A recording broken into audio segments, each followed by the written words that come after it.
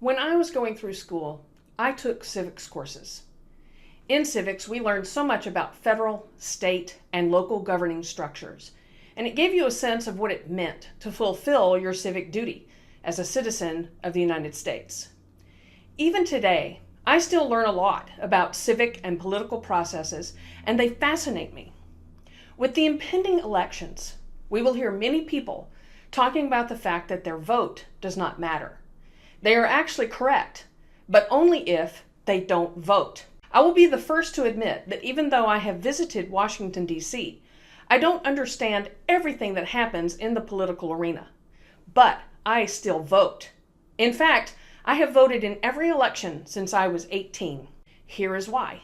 History has shown that restrictive laws and discriminatory laws have happened more often at the state level. I was asked once why it seemed that the Civil War was still being fought in Alabama. As an example, I explained that blacks were given the right to vote at the end of the Civil War. But do you think that whites embraced this? No, of course they didn't. The southern states started enacting voting laws, for instance, saying that you had to write your name or read a passage of the Bible in order to vote. Essentially, these laws prevented blacks from voting for another 100 years. Thus, it took the Federal Voting Rights Act in 1965 to remove these obstacles to vote. It is important to note that southern states are not the only ones that have enacted discriminatory laws. Many states had laws about whites not being able to marry blacks, Chinese, Japanese, Mongolians, Malaysians, you name it. Up until the early to mid 1900s, several states did not allow Chinese and Japanese to vote.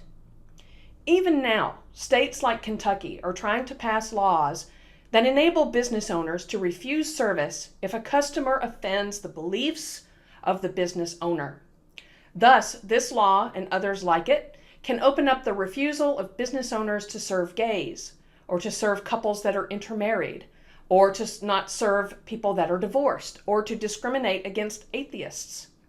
These religious freedom laws are housed in blatant racism and discriminatory doctrines.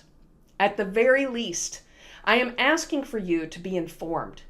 Think about a quote of Martin Niemöller, a Protestant minister who spoke out against Hitler, and I quote, "First, they came for the socialists, and I did not speak out because I was not a socialist. Then they came for the trade unionists, and I did not speak out because I was not a trade unionist. Then they came for the Jews, and I did not speak out because I was not a Jew. And then they came for me, and there was no one left to speak for me." In closing, whether you are a citizen or not of the United States, get interested in the political process, watch various 24-hour news channels, educate yourself. You might be surprised at how much it engages you to the process. Thank you.